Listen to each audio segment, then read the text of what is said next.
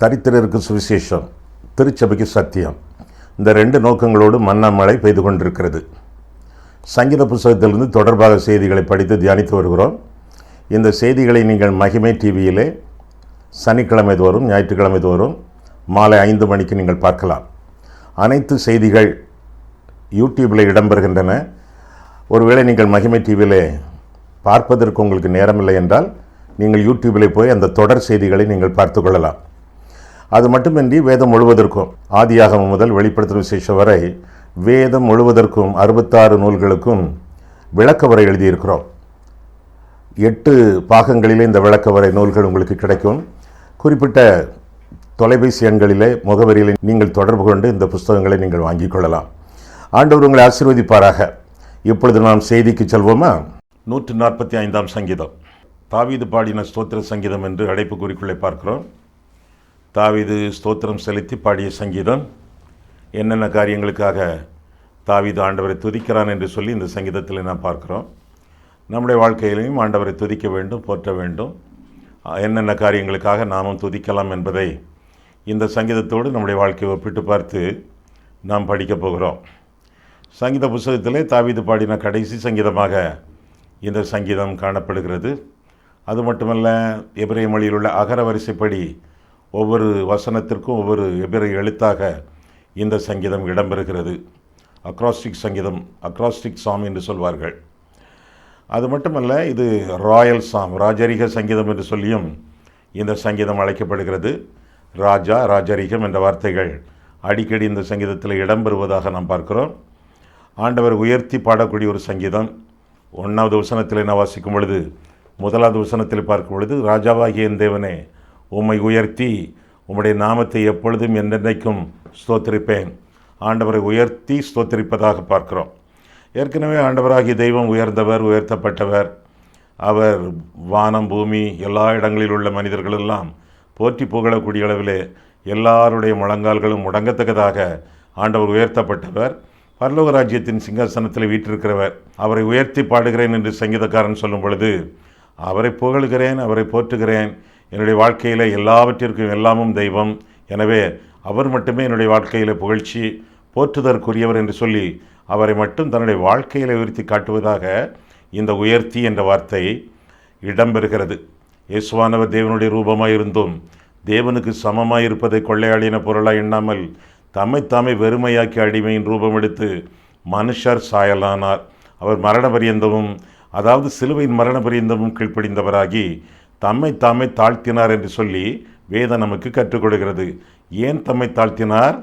தம்மை ஏன் தாழ்த்தினார் என்றால், நம்மை எல்லாம் உயர்த்தத்தக்கதாக, அக்கிரமத்திலும் பாவத்திலும் மரித்து கிடந்த நம்மை உயர்த்தத்தக்கதாக, தகுதியற்ற நமக்கு தகுதி வழங்குவதற்காக, மண்ணான மனிதனை ராஜாவாக, ஆசாரியனாக மாற்றத்தக்கதாக, தம்முடைய தகுதியை இழந்து நமக்கு ஒரு தகுதியை உண்டு பண்ண தெய்வம் வந்தார். எனவே அவர் உயர்த்தப்பட்டார்.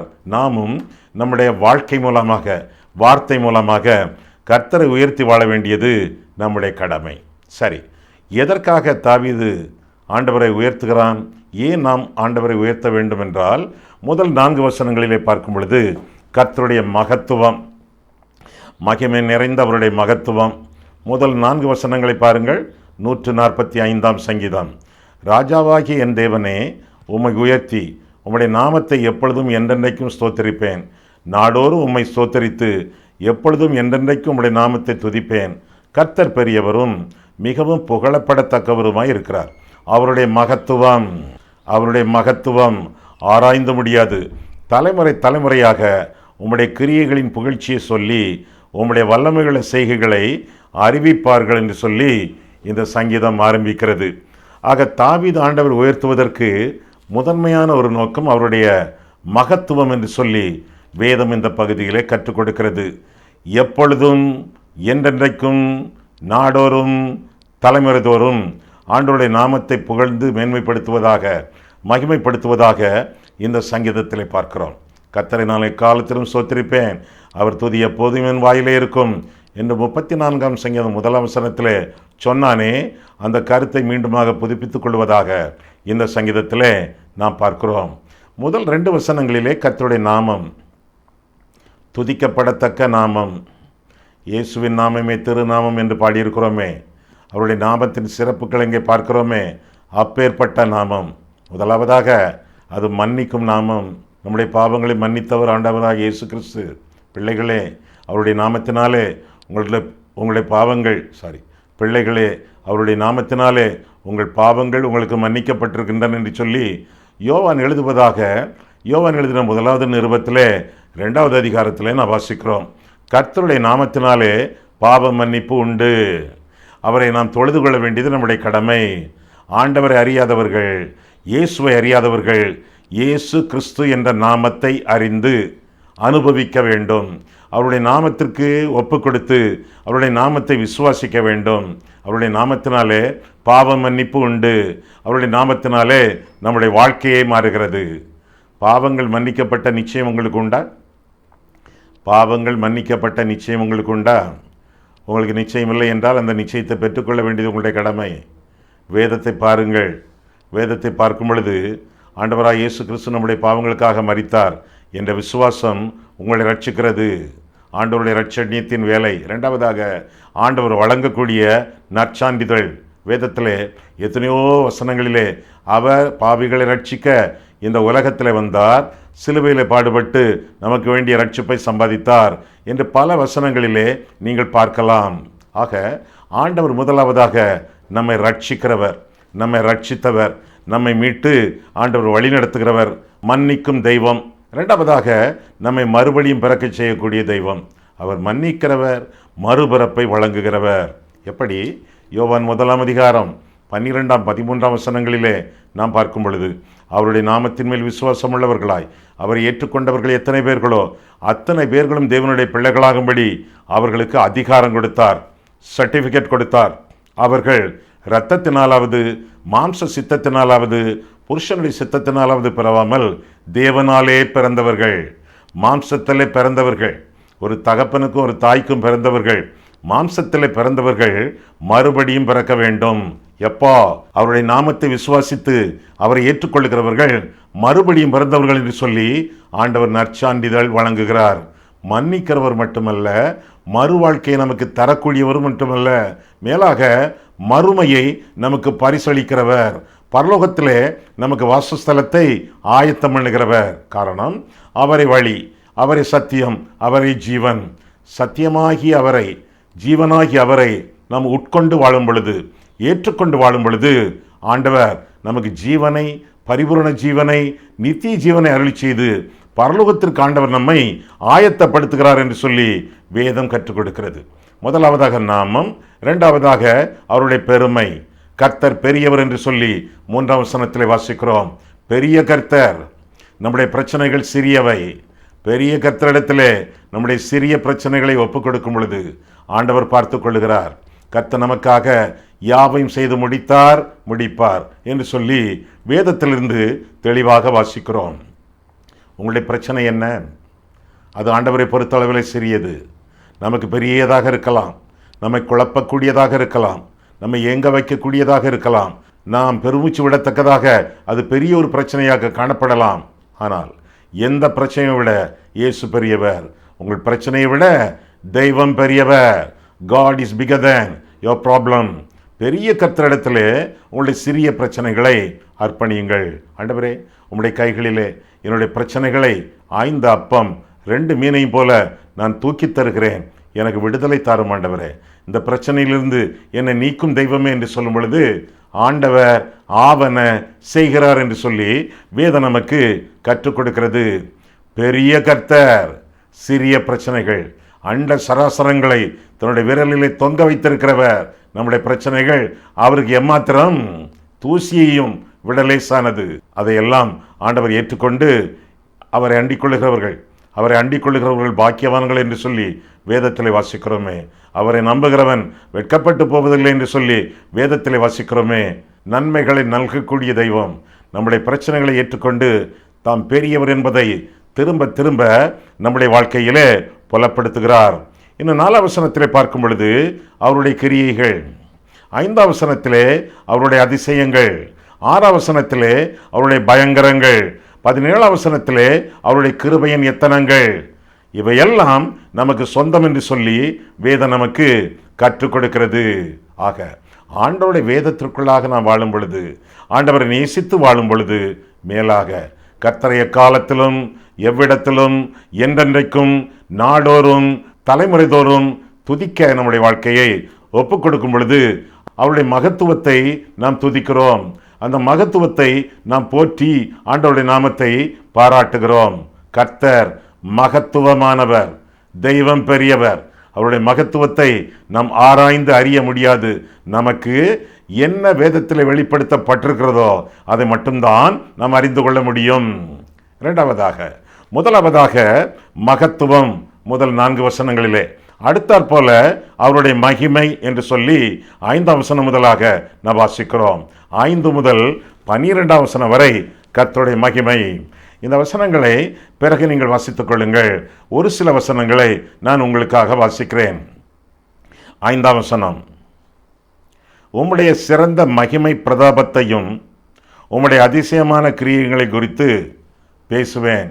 ஜனங்கள் உம்முடைய பயங்கரமான கிரியைகளில் வல்லமையை ஜனங்கள் உம்முடைய பயங்கரமான கிரியைகளின் வல்லமையை சொல்லுவார்கள். உம்முடைய மகத்துவத்தை நான் விவரிப்பேன்.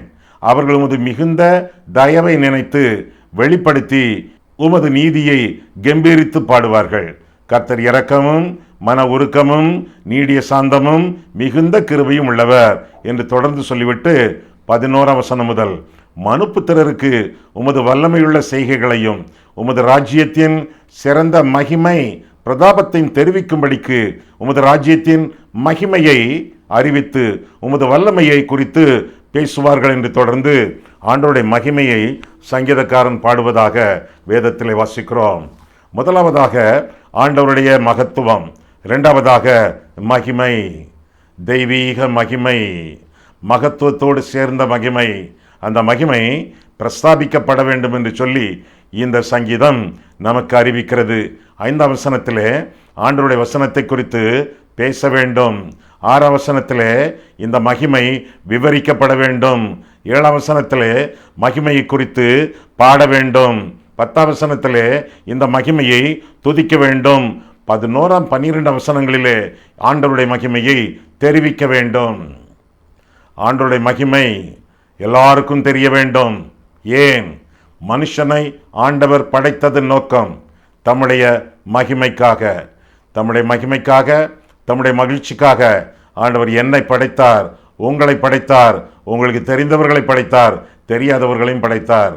மகிமையை பெற்றுக்கொண்ட நாம் இயேசு கிறிஸ்துவை என்றைக்கு இருதயத்தில் இரட்சகராக ஏற்றுக்கொண்டோமோ அன்றைக்கு ஆண்டவர் கிருபையினாலும் சத்தியத்தினாலும் மட்டுமல்ல மகிமையினாலும் நம்மை நிரப்பினார். அவருடைய மகிமையை கண்டோம் என்று சொல்லி யோவான் 1 அதிகாரத்திலே நாம் பார்க்கிறோம். கிருபை, சத்தியம், மகிமை இவற்றையெல்லாம் மற்றவர்களுக்கு அறிவிக்க வேண்டியது நம்முடைய கடமை. அவருடைய மகிமையிலே பயங்கரமான கிரியைகள் உண்டு என்று சொல்லி 5, 6 வசனத்திலே 11 வசனத்திலே நாம் பார்க்கிறோம். கர்த்தர் மகத்துவமும் மகிமையும் நிறைந்தவர். எப்படி? அவருடைய கிரியைகளிலே, பயங்கரமான கிரியைகளிலே செங்கடலை பிளந்தார், யோர்தானை பிளந்தார், கண்மலை பிளந்து தண்ணீர் வரச் செய்தார். பெரிய பெரிய காரியங்களை, நினைக்க முடியாத காரியங்களை ஆண்டவர் செய்தார்.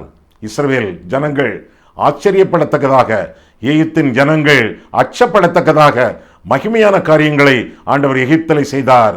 எகிப்தியருக்கு அவை வாதைகள், இஸ்ரவேல் ஜனங்களுக்கு அவை விந்தைகள். விந்தையான காரியங்களை ஆண்டவர் செய்தார். இவையெல்லாம் மற்றவர்களுக்கு முன்பாக பிரஸ்தாபிக்கப்பட வேண்டும். அவருடைய மிகுந்த தயவு 7, 8 வசனங்களிலே ஆண்டவருடைய மிகுந்த தயவு அங்கே சொல்லப்பட்டிருக்கிறது. நாம் நிர்மூலமாகாதிருக்கிறது தேவனுடைய சுத்த கிருபை என்று சொல்லி வேதத்திலே வாசிக்கிறோம். மன்னிக்கிறதற்கு அவர் தயை பெருத்தவர், அவர் தயவிலே ஐஸ்வர்ய சம்பன்னர். தயவு. நாம் இந்த உலகத்தில் இன்றைக்கும் நிம்மதியாக ஜீவித்து கொண்டிருக்கிறோம் என்றால் அது நம்முடைய சிறப்பு அல்ல, அது ஆண்டவருடைய சிறப்பு. ஆண்டவருடைய மகிமையின் தயவினாலே இந்த உலகத்திலே நாம் வாழ்ந்து கொண்டிருக்கிறோம். அவர் தயவு இல்லை என்றால் எல்லாரும் எல்லாமும் அழிந்தே போய்விடும். அவருடைய தயவினாலே அண்ட சராசரங்கள் நிற்கின்றன, அகில உலகமும் நிற்கிறது, நீங்களும் நானும் நிற்கிறோம். எனவே கர்த்தாவே, நீர் தயவில் சம்பூரணர், உம்முடைய தயவுக்காக உமக்கு ஸ்தோத்திரம். நீர் இரக்கமும் உருக்கமும் நீடிய சாந்தமும் மிகுந்த கிருபையும் உள்ளவர் என்பதை நாளுக்கு நாள் எங்களுடைய வாழ்க்கையிலே நாங்கள் அனுபவித்து வாழத்தக்கதாக நீர் எங்களை ஆசீர்வதியும். இதுவரை நீர் எங்களை ஆசீர்வதித்துக் கொண்டிருந்ததற்காக உமக்கு ஸ்தோத்திரம். இன்னமும் வருங்காலத்திலும் இப்படியே கர்த்தர் எங்களை ஆசீர்வதியும். உம்முடைய தயவுக்கு பாத்திரவான்களாக நீர் எங்களை நடத்தும் என்று சொல்லி ஆண்டவருடைய சமூகத்திலே நாம் வாழ்வது, ஒப்பு கொடுத்து வாழ்வது நல்லது. ஆண்டவர் தயவு பெருத்தவர். அவர் தயவினால் இந்த உலகத்திலே நாம் உயிரோடு இருக்கிறோம். அவர் தயவு இல்லை என்றால் ஒரு நிமிஷம் கூட நிம்மதியாக வாழ முடியாது. மரக்கட்டை போலதான் கிடப்போம். இப்பொழுதோ அவருடைய தயவினாலே, நமக்காக ஜீவனை விட்டதினாலே, நமக்கு ஜீவனை கொடுத்ததினாலே வாழ்ந்து கொண்டிருக்கிறோம். இன்னும் 6, 12 வசனங்களிலே பார்க்கும் பொழுது அவருடைய வல்லமை, முதலாவதாக பயங்கரமான கிரியைகள், இரண்டாவதாக மிகுந்த தயவு, மூன்றாவதாக வல்லமை. கர்த்தருடைய வல்லமை, அவர் சொல்ல ஆகும், அவர் கட்டளையிட நிற்கும். 29ஆம் சங்கீதத்தை வாசித்து பாருங்கள். கர்த்தருடைய வல்லமை என்னவெல்லாம் செய்யும் என்பதை அறிந்து கொள்ள முடியும். ஆண்டவர் வல்லவர், நாம் வல்லவர்கள் அல்ல, அவர் வல்லவர். அது மட்டுமல்ல, சர்வ வல்லவர். அவர் நினைத்ததை அவரால் நடத்தக்கூடும். நிச்சயமாக எந்த ஒரு காரியமும் ஆண்டவருக்கு பெரிய காரியம் அல்ல. தேவனால் எல்லாம் கூடும் என்று சொல்லி வேதத்தில் வாசிக்கிறோம். என்னால் செய்யக்கூடாத அதிசயமான காரியம் ஒன்றுண்டோ என்று ஆண்டவர் கேட்கிறார். உங்கள் பிரச்சனைகளை கொண்டு வாருங்களேன். இன்றைக்கு இப்பொழுது ஏதாவது சிக்கல்களிலே, நெருக்கடியான சூழ்நிலைகளிலே, பிரச்சனைகளிலே, ஆபத்திலே, பயங்கரமான கட்டுப்பாடுகளிலே நீங்கள் வாழ்ந்து கொண்டிருக்கிறீர்களா? கர்த்தர் வல்லவர். அந்த வல்ல தேவன் உங்களுடைய இருதயத்திலே இருக்கிறார். இல்லை என்றால், ஆண்டவரே என்னுடைய இருதயத்திற்குள்ளே வாரும் என்று சொல்லுங்கள். ஆண்டவர் உங்களை வல்லமைப்படுத்துகிறார் தம்முடைய ஆவியினாலே. பரிசுத்த ஆவி உங்களிடத்தில் வரும் பொழுது பலனடைந்து எருசலேம், யூதேயா, சமாரியா, பூமியின் கடைசி பரிந்தமும் சாட்சிகளாயிருப்பீர்கள். மிகுந்த பலன் அடைவீர்கள், வல்லமை அடைவீர்கள். ஆண்டவருடைய வல்லமை வழிந்தோடும் வாய்க்கால்களாக நீங்கள் வைக்கப்படுவீர்கள். உங்கள் மூலமாக கர்த்தர் பெரிய காரியங்களை செய்வார். என்னை விசுவாசிக்கிறவன் எனக்கும் இஞ்சிய காரியங்களை செய்வான் என்று ஆண்டவர் சொன்னாரே, அதே போல ஆண்டவருடைய வல்லமையை பெற்று நீங்கள் வல்லமையோடு வாழ வேண்டியது உங்களுடைய கடமை. மாத்திரமல்ல, அந்த வல்லமைக்காக ஆண்டவரை மகிமைப்படுத்தி வாழ வேண்டியதும் நம்முடைய கடமை. இன்னும் 13ஆம் வசனத்தில் பார்க்கிறோம், ஆளுகை. ஆண்டவர் நம்மை ஆண்டு வழி நடத்தக்கூடியவர். அவருடைய ஆளுகை, அவருடைய ரட்சிப்பு மட்டுமல்ல, அவருடைய ஆளுகை. சிலரிடத்திலே ரட்சிப்பு இருக்கிறது, சிலரிடத்திலே ஆண்டவருடைய ஆளுகை இல்லை. காரணம், ஆண்டவரே நீர் எனக்கு இரட்சகராக இரும், என்னையே நான் ஆண்டு கொள்கிறேன் என்று சொல்லி ரட்சிப்பை பெற்றவர்கள் கூட தங்களுடைய வாழ்க்கையை ஆண்டவருடைய ஆளுகைக்கு ஒப்பு கொடுக்காமல் ஜீவித்துக் கொண்டிருக்கிறார்கள். போதகர் வீட்டுக்கு வருகிறார், அவர்களை அன்போடு வரவேற்கிறீர்கள். பக்கத்து ரூம் கேட்டன்கள் எல்லாவற்றையும், திரைகள் எல்லாவற்றையும் நீங்கள் அவிழ்த்து விடுகிறீர்கள், அவை தொங்குகின்றன. பாத்ரூம் கதவை நீங்கள் அடைக்கிறீர்கள், டாய்லெட் கதவை நீங்கள் அடைக்கிறீர்கள். வாங்க ஐயா என்று சொல்லி அவரை உட்கார வைக்கிறீர்கள். நான் உள்ளே போய் பார்க்கலாமா என்று சொன்னால் ஒரு அறைக்குள்ளும் அவர் பிரவேசிப்பது உங்களுக்கு இஷ்டமில்லை. ஏனென்றால் அறைகளெல்லாம் தாறுமாறாக கிடக்கின்றன. ஒரு சில அறைகள் குப்பை தொட்டி போல காணப்படுகின்றன. பாத்ரூம்குள்ளே அவர் எட்டி பார்க்கக்கூடாது, டாய்லெட்டுக்குள்ளே அவர் கால் வைக்கக்கூடாது. ஒரு அறை, ஒரே ஒரு அறை, முன்னறை அலங்காரம், உள்ளறைகள் அலங்கோலம். இப்படியாக சிலர் வாழ்ந்து கொண்டிருக்கிறார்கள். போதகரை ஏற்றுக்கொள்கிறார்கள், விருந்தினராக, வீட்டிலே ஒருவராக அவரை ஏற்றுக்கொள்ளவில்லை. மற்ற அறைகளை காட்ட விரும்பவே இல்லை, திறக்கவே இல்லை. இதுதான் சிலருடைய பரிதாபமான நிலைமை. இன்றைக்கு திருச்சபையிலே இயேசுவை இரட்சகராக ஏற்றுக்கொள்கிறார்கள், அவரை ஆளுநராக தங்களுடைய வாழ்க்கையின் எல்லா பகுதிகளையும், இருதயத்தின் எல்லா நிலைமைகளையும் அவர் ஆண்டு வழிநடத்த எல்லா பகுதிகளையும் திறந்து ஆண்டவருக்கு ஒப்பு கொடுக்கவில்லை. அவருடைய ரட்சிப்பு வேண்டும், ஆளுகை தேவையில்லை. எங்களை நாங்களே ஆண்டு கொள்வோம் என்று சொல்லி கண் போன போக்கிலே, கால் போன போக்கிலே, மனம் போன போக்கிலே வாழ்ந்து கொண்டிருக்கிறார்கள். அப்படி இருத்தல் ஆகாது. ஆண்டவருடைய ஆளுகை நம்முடைய இருதயத்திலும் இல்லத்திலும் இல்லறத்திலும் இன்ன பிற வாழ்க்கை நிலைமைகளிலும் விளங்க வேண்டும். ஆண்டவரே, உம்முடைய ஆளுகை எனக்கு தாரும், உம்முடைய ஆளுகைக்குள்ளாக என்னை காத்துக்கொள்ளும், உம்முடைய ஆளுகையை விரும்புகிறேன் என்று சொல்லி அவருடைய ஆளுகைக்கு நம்முடைய வாழ்க்கை அர்ப்பணித்து அவரை மகிமைப்படுத்த வேண்டும். ஆக ஆண்டவருடைய பயங்கரமான கிரியைகள், ஆண்டவருடைய மிகுந்த தயவு, ஆண்டவருடைய வல்லமை, ஆண்டவருடைய ஆளுகை இவற்றிற்கு ஒப்பு கொடுத்து ஆண்டவரை மகிமைப்படுத்த வேண்டும். முதலாவதாக கர்த்தருடைய மகத்துவம், இரண்டாவதாக அவருடைய மகிமை, மூன்றாவதாக ஆண்டவருடைய மனதுருக்கம். 8, 9 வசனங்களிலே பார்க்கும் பொழுது, இன்னும் 14 வசனத்திலிருந்து நான் வாசிக்கையிலே அவர் எப்பேற்பட்ட மனதுருக்கம் உள்ளவர் என்பதை நாம் காண்கிறோம். 8ஆம் வசனம் பாருங்கள். கர்த்தர் இரக்கமும் மன உருக்கமும் நீடிய சாந்தமும் மிகுந்த கிருபையும் உள்ளவர். கர்த்தர் எல்லார் மேலும் தயவுள்ளவர். அவர் இரக்கங்கள் அவருடைய எல்லா கிரியைகளின் மேலும் உள்ளது. 14, கர்த்தர் விழுகிற யாவரையும் தாங்கி மடங்கடிக்கப்பட்ட யாவரையும் தூக்கி விடுகிறார். எல்லா ஜீவன்களின் கண்களும் உம்மை நோக்கி கொண்டிருக்கிறது. ஏற்ற வேளையிலே நீர் அவைகளுக்கு ஆகாரம் கொடுக்கிறீர். நீர் உமது கையை திறந்து சகல பிராணிகளின் வாஞ்சையையும் திருப்தியாக்குகிறீர். கர்த்தர் தமது வழிகளிலெல்லாம் நீதி உள்ளவரும் தமது கிரிகளிலெல்லாம் கிருபையுள்ளவருமாய் இருக்கிறார் என்று சொல்லி நாம் தொடர்ந்து வாசிக்கிறோம். ஆக ஆண்டவருடைய மனதுருக்கம், அந்த உருக்கத்தினால் விளையக்கூடிய நன்மைகள் யாவை? முதலாவதாக தூக்கி விடுகிறார். 14ஆம் வசனத்திலே கர்த்தர் தூக்கி விடுகிறார். மடங்கடிக்கப்பட்டவர்களை ஆண்டவர் தூக்கி விடுகிறார், உயர்த்துகிறார். மடங்கடிக்கப்பட்ட மனிதர்களிலே ஒருவன் நான். அக்கிரமத்திலும் பாவத்திலும் மரித்து கிடந்து செப்டிக் டேங்கிலே உழன்று கொண்டிருந்தவன் நான். ஆண்டவர் தம்முடைய பரிசுத்த விரல்களை அந்த செப்டிக் டேங்கிலே அந்த பாவ சூழ்நிலையிலே விட்டு என்னை தூக்கி எடுத்து தம்முடைய இரத்தத்தினால் என்னை கழுவி சுத்திகரித்து கண்மலையில் நிறுத்தி பேசு என்று சொல்லியிருக்கிறார். பேசிக்கொண்டிருக்கிறேன். ஆண்டவருடைய மனதுருக்கத்தினாலே இந்த உலகத்திலே வாழ்ந்து கொண்டிருக்கிறேன். எப்படி ஆண்டவரை மகிமைப்படுத்தாமல் போவேன்? மனதுருக்கத்தின் ஆண்டவர் என்னை தூக்கி விடுகிறார். கடலிலே ஆழ்ந்து கொண்டிருந்த மனுஷனை, சீமோன் பேதுருவை ஆண்டவர் தூக்கி விட்டார். ஒருவேளை கடனிலோ அல்லது கலக்கங்களிலோ ஆழ்ந்து கிடக்கக்கூடிய உங்களையும் தூக்கி விடுவதற்கு விரும்புகிறார், வல்லவராகவும் இருக்கிறார் என்று சொல்லி நாம் வேதத்திலே வாசிக்கிறோம். தூக்கி விட விரும்பக்கூடிய தெய்வத்திற்கு உங்களுடைய கரங்களை கையெழியுங்கள், உங்கள் வாழ்க்கையை ஒப்புக்கொடுங்கள். அவர் நிச்சயமாக உங்களை தூக்கி விடுவார். உளையான செட்டிலிருந்து உங்களை தூக்கி உயர்த்தி உன்னதங்களிலே உங்களை உட்கார வைப்பார் என்று சொல்லி எபேசியர் 2ஆம் அதிகாரம் 7ஆம் வசனத்தில் வாசிக்கிறோம். உயர்த்தும் ஆண்டவர், தூக்கி விடக்கூடிய ஆண்டவர், ராஜாக்களாக ஆசாரியர்களாக மாற்றக்கூடிய தெய்வம். அது மட்டுமல்ல, 15ஆம் 16ஆம் வசனங்களிலே பார்க்கும் பொழுது எல்லா ஜீவராசிகளுக்கும் ஆண்டவர் ஆகாரம் கொடுக்கிறார். ஆகாரம் கொடுக்கும் ஆண்டவர்.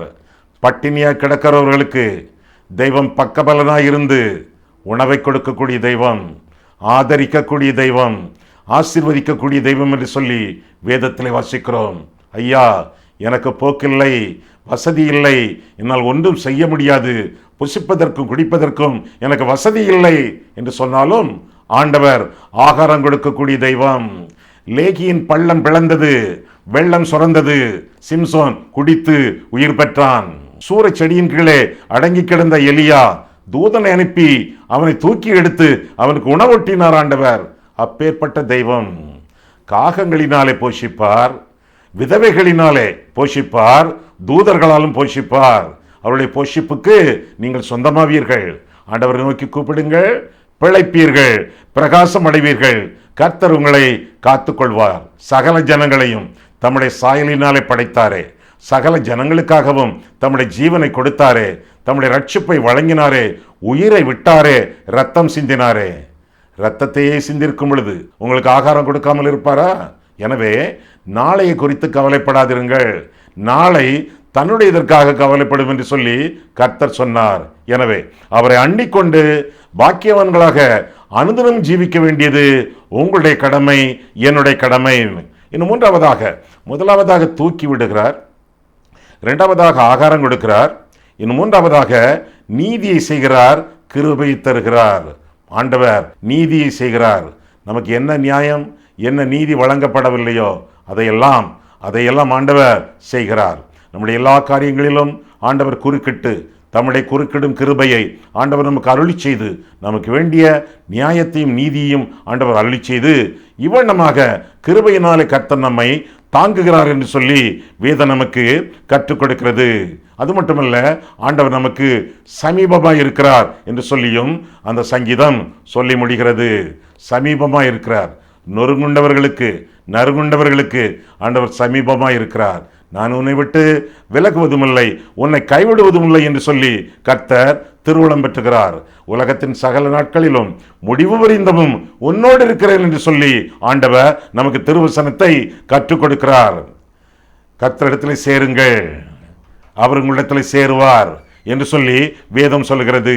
ஆக இன்றைக்கு ஆண்டவர் சமீபமாக இல்லை என்று நாம் எண்ணுவதற்கு காரணம், நாம் அவருடைய சமீபமாக இல்லை. அவரிடத்தில் கிட்டி சேர்ந்தால் அவர் நம்மை கிட்டி சேர்வார். ஆண்டவரே, நீர் எனக்கு தேவை என்று சொன்னால் தேவன் உங்களை தேடி வருவார். நிச்சயமாக உங்களுக்கு சமீபமாக இருப்பார் என்று சொல்லி வேதம் நமக்கு கற்றுக் கொடுக்கிறது. இன்னும் 19, 20 வசனங்களிலே ஆண்டவர் நம்மை ரட்சிப்பார் என்று சொல்லியும் வாசிக்கிறோம். இந்த உலகத்தில் நாம் பிறப்பதற்கு முன்பே ஆண்டவர் நமக்காக பிறந்து இந்த உலகத்தில் இறந்து நமக்கு வேண்டிய ரட்சிப்பை சிலுவையிலே சம்பாதித்து வைத்திருக்கிறார். ஆக அவரை உண்மையாய் கூப்பிட்டு, பயபக்தியுடன் கூப்பிட்டு, அன்புடன் கூப்பிட்டு, துதியுடன் கூப்பிட்டு அவரை கிட்டிச் சேரும் பொழுது ஆண்டவர் நம்மை ஆசீர்வதிக்கிறார் என்று சொல்லி வேதம் நமக்கு கற்றுக் கொடுக்கிறது. ஆக அந்த அன்புள்ள ஆண்டவரை, அவருடைய மகத்துவத்தை பாடி, அவருடைய மகிமையை போற்றி, அவருடைய மனதுருக்கத்திற்கு நன்றி செலுத்தி வாழ வேண்டியது நம்முடைய கடமை என்று சொல்லி வேதத்தில் வாசிக்கிறோம். உதடுகளினால் மாத்திரமல்ல, முழு இருதயத்தோடும் ஆண்டவருக்கு நன்றி செலுத்த வேண்டும். அனிச்சை செயல் போல அல்ல, உண்மையிலே உணர்ந்து ஆண்டவருடைய நன்மைகளை நினைந்து ஆண்டவருக்கு நாம் நன்றி செலுத்த வேண்டும். நன்றி செலுத்தும் பொழுது கர்த்தரை மட்டுமே நோக்கி பார்த்து, அவரில் மட்டுமே நம்முடைய ஃபோக்கஸை வைத்து, நம்முடைய நோக்குதலை வைத்து அவருக்கு நன்றி செலுத்த வேண்டும்.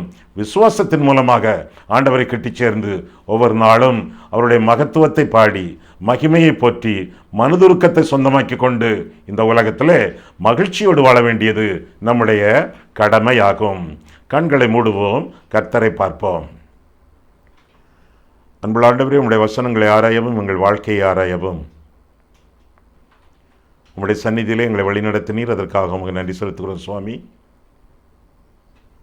தாவீது ஆண்டவரை போற்றுதற்குரிய சில காரணங்களை 145ஆம் சங்கீதத்தின் வாயிலாக நாங்கள் செய்தியாக கேட்டோம். கர்த்தாவே, உம்முடைய மகத்துவம், உம்முடைய மகிமை சொல்லி முடியாத ஆண்டவரே, கற்பனை கட்டாத பெரிய ரகசியங்கள், பெரிய காரியங்கள்.